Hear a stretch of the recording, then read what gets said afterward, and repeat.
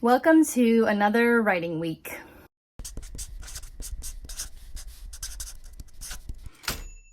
Good morning, happy Tuesday. It's Tuesday, January 14th, and I still have not received my edit letter, so I haven't really been doing much over the past few days. I did finish Barefoot on the Beach, my read through, I made notes, and now I'm just waiting.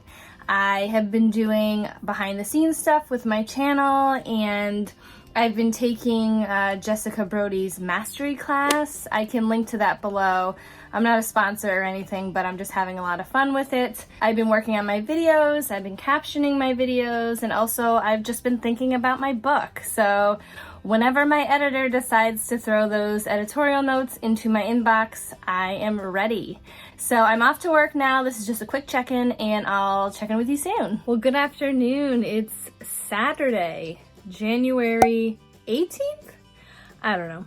I have no idea. So it's been a while since I jumped on here. I have a feeling that this writing blog is going to be very short this week, but I still wanted to put something out there because writing and publishing is not always this quick, always doing something at all times type of thing, and I just wanted to check in. I felt like a little neglectful that I haven't been checking in, and as these writing vlogs are sort of my writing journey, I thought it was important. I wanted to just say one thing about not getting my edits. I know a lot of people talk about the query trenches and waiting on submission and things like that, and that takes a while, and sometimes when you have a contract you have to wait for a lot of things. So I was expecting them earlier, I have not received them, but I did want to ask. I know I did a video about revising with my editorial letter, and I'm interested in if you wanted me to do more like a 101 on an editorial letter, like receiving an editorial letter, because these can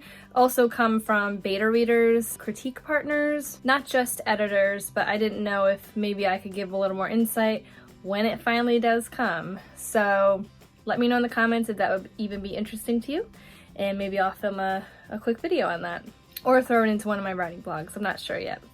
But what I have been doing, along with behind the scenes of my YouTube channel, I am reading GMC by Deborah Dixon. This is my craft book review for the month of January, and I had it on my Kindle for years, but I finally have the hardcover, so I am going through and highlighting and sort of refamiliarizing myself with the book, because I haven't really read it all the way through in a very long time. I think the first time I read it all the way through, obviously. And then for books after that, I've just been referencing my highlights. So I find it very interesting that I'm coming back to it and I'm making notes and I'm trying to put my thoughts together on what I should do for the review. So again, in the comments, let me know what you'd be interested in seeing in a review. I already have sort of some questions that I want to answer when it comes to this specific book, but let me know if you have specific questions about this book that I can answer for you before I put that review up at the end of the month. A little different view here. My arm was getting a little tired. I want to go back to last week. Last week I talked to you about when I went to a seminar with Tara Sullivan, author of Golden Boy and Bitter Side of Sweet, and she was talking about the one-page synopsis, and I've been sort of ruminating on this. I was a little afraid to do it.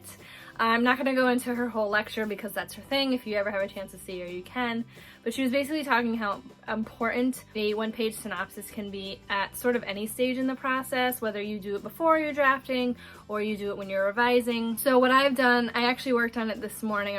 I just wanted to dive right in because I was so hesitant to do it.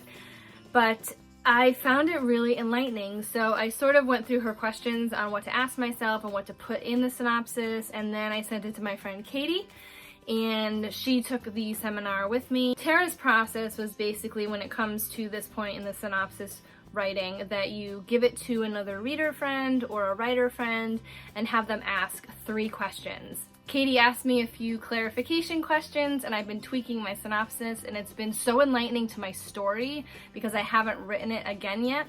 So that was a lot of fun. I would like to use it as a revising tool for Barefoot on the Beach, and I'm going to work on that next, but that one-page synopsis really took a lot out of me from my thriller. So I'm taking a little break from that now. So It's a lot of little things behind the scenes. I'm not exactly writing, but I'm reading a craft book. I'm exploring different ways to explore my story, and it's not great when you have to wait for something, but as long as you keep your mind busy with things that are generally the same, it doesn't feel so lonely and make me so anxious to get my stuff. I'm probably going to end this writing vlog here. I know it's super short this week, my apologies, and hopefully I'll be able to dive into my editorial letter soon. But if you enjoyed this writing vlog, do give it a like, hit that subscribe button and the little notification bell next to it so you know the next time I upload a new one, and I'll see you next week.